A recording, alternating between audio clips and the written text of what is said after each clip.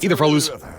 In this video, we'll be experimenting with this car again, though the experimentation is going to be pretty mild. So here's the idea. This is a very fitting anecdote. So a car belonging to one of our buddies came in recently. It was towed in, as a matter of fact, with the issue simply being... This sort of thing happens all the time. Anyway, his fuel pump let go. It's not something extraordinary by any means. And so we began to laugh like, why didn't you get a bottle and stick a hose to it? You would have been right on your way. And come to think of it, that would be an interesting one to try, actually. And so that is exactly what we're doing in this episode.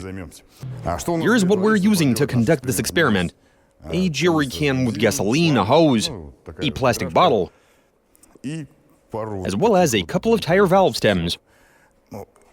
Those are just in case we aren't able to do this the easy way. Now, if this car were to have a roof rack... Well, I mean, this is just an assumption, but we might have been able to tape, or I don't know, cable tie this jerry can to the roof, route a hose, and gravity feed the fuel. Now, in theory, fuel would pool inside the carburetor, and though the engine might not be able to run at full power, but it would be able to move the car. This is what we'll be exploring in this episode. Let's go. Originally uploaded in 2020. Translation and voiceover by BMI Russian.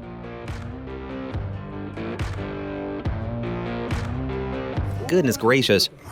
There we are, terrific. The gasoline is going in. And here's the first setup that we'll be trying. The idea here is that the jerry can is placed higher than the carburetor, and so gravity should feed the fuel into it.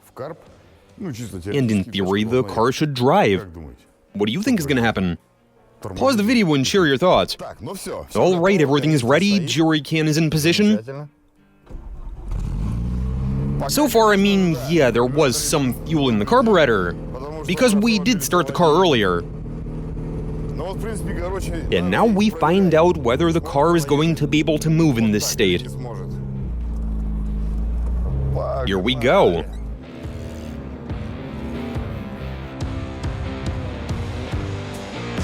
Minutes later.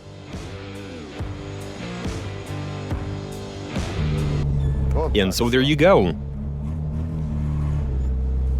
Drove out on my own, drove back in on my own. I've done a bunch of laps. Check this out, guys. This seems like a comical and simple method. But even if your fuel pump fails, this will very much allow you to drive. That being said, the car that was towed into our facility, it did not have a carbureted engine. Instead, it was a modern one, with fuel injection and all of that jazz. And how do you start one of those? Well, let's figure it out. Now, this here is a ZAZ Zaporozhets. Model is called Slavutam. I don't know who came up with that name, but if that's not what it's called, then tell us in the comments. But that's what it says in the paperwork. It was manufactured in 2004. Now let's have a look inside the engine bay. Pop the hood, and there it is. A nice little fuel-injected 1.3-liter engine. It is a proper motor. It is paired to a manual transmission. The doors open, and they close quite nicely too. That's actually quite a shock.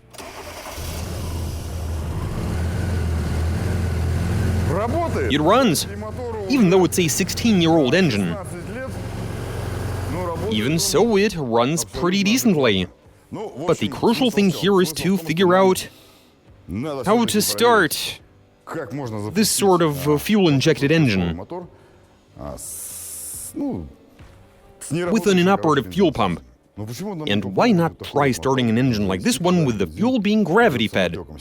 When the fuel injector is open, well, at the very least, I hope that some fuel is being fed into the cylinders. If this method doesn't work, in that case, we'll have to think of something, but let's go. So what we've done is remove the fuel pump relay. There should be some residual pressure inside the system. And so let's try starting it. And that's it. Right, so we've removed that relay, the engine does not start anymore. And now we try what we already have, which is gravity feeding the fuel into the fuel rail. Let's find out, shall we?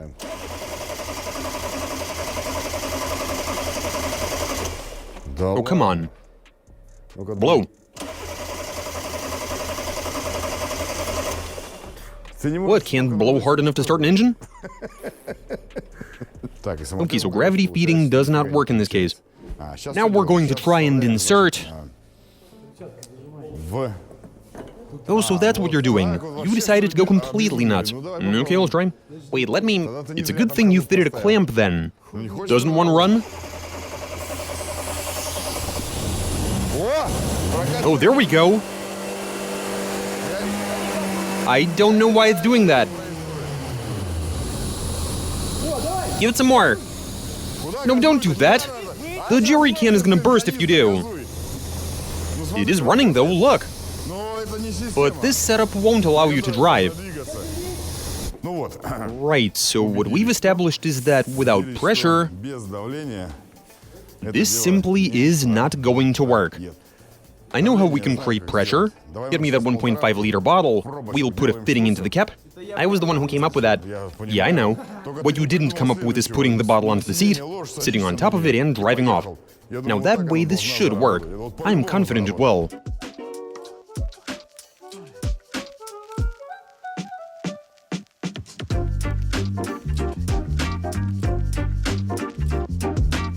Shall we try? This is what we are trying now. Not that great. It started, but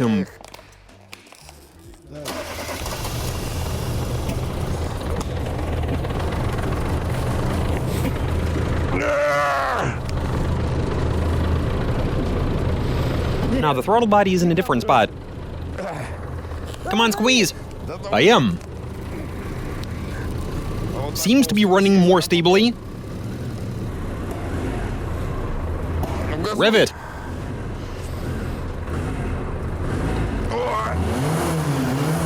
Oh, there we go.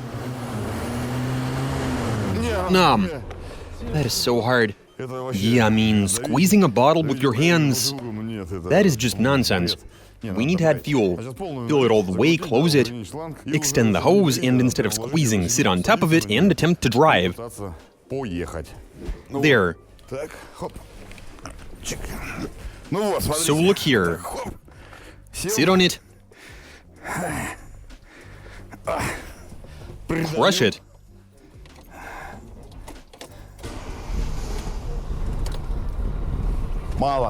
Not quite. Push away from the roof.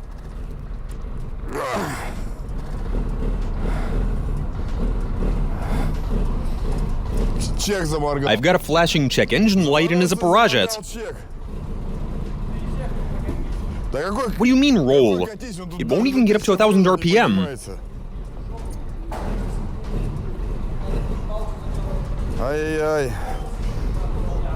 What if you step on it, Cyril? Alright, so now... And now, guys, here's what we'll be trying. Now I've got a passenger with me. Who's gonna push down hard on that bottle? Come on, before I break my foot. Yeah, sure, he's stepping on it. You're pressing it too hard. Don't press so hard.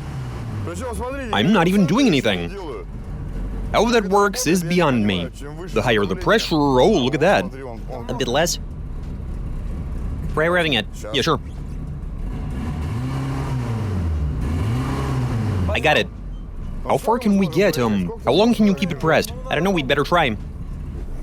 Well, we are moving. Using both feet doesn't make it easier. What difference does it make? What should I do with the pressure? Bring it up. You will get tired faster, though. I'd better hold on to something. Oh, there we go. I'm pretty much standing on it. But we're doing well. We should be able to drive a kilometer.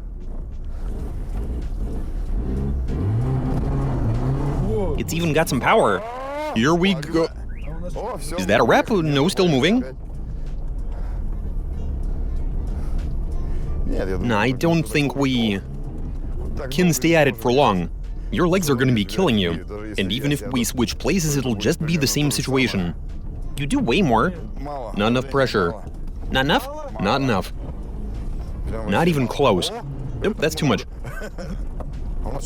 Oh wow, the handbrake even works in here.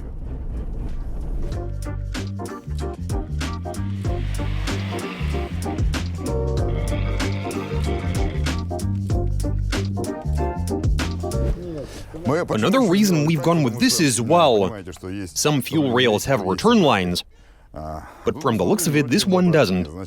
The relief valve is in the back inside the fuel tank, and that's why we hooked this up directly. If the rail did have a return line, we would have had to block it off.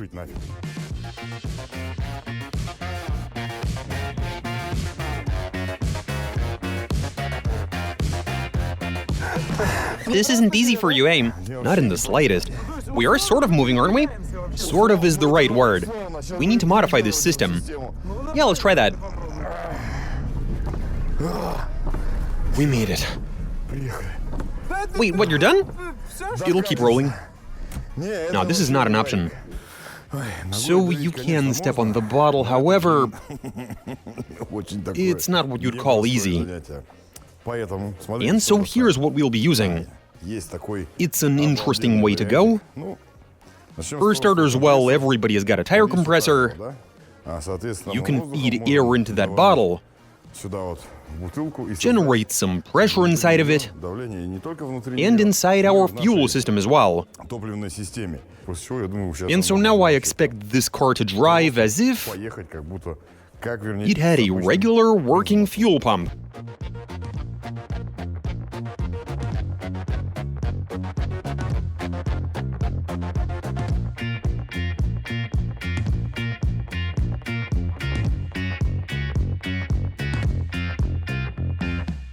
There's some air escaping. It's also going... Are you sure it won't flow the other way? Right, there's the gasoline. Turn it on. How much? 2? Right, we'd better try starting.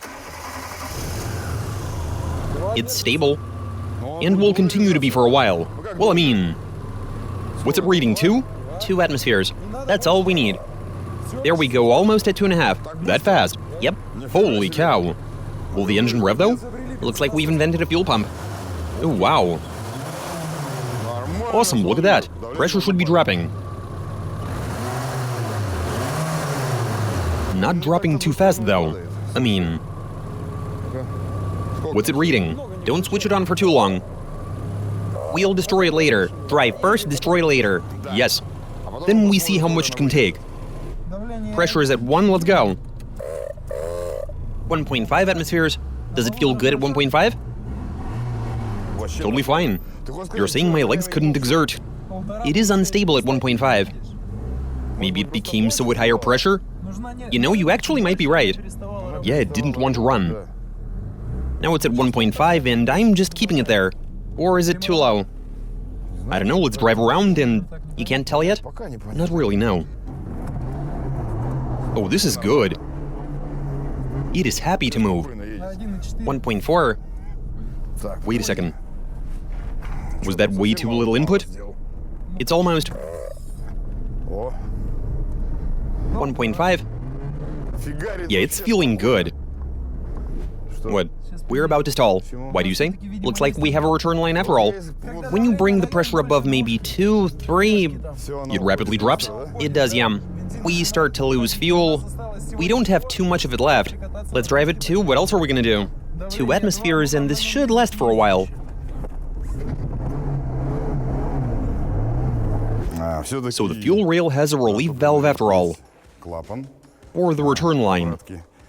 And so when you get the pressure up to 1.5 atmospheres, everything is fine. The car drives all right. Fuel consumption is more or less decent. But as soon as you bring it up and above maybe 2.5, that's when the valve kicks in. and the fuel in here starts to quickly disappear. And so there's no need to crank the pressure up too high, just keep it nice and low, and the car will happily drive. In any case, this is a plastic bottle, and it would be pretty nice to end this episode by getting this bottle to explode. Alright, we doing this?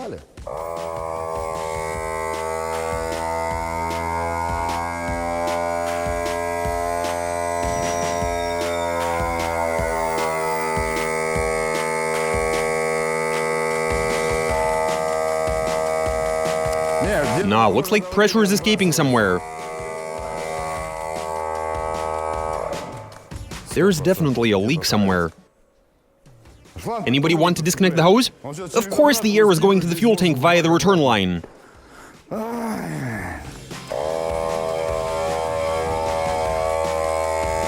Okay, there we go.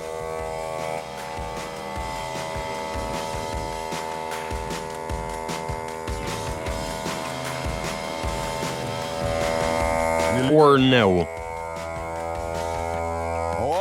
Nah, there it goes. Look at how much pressure it can take.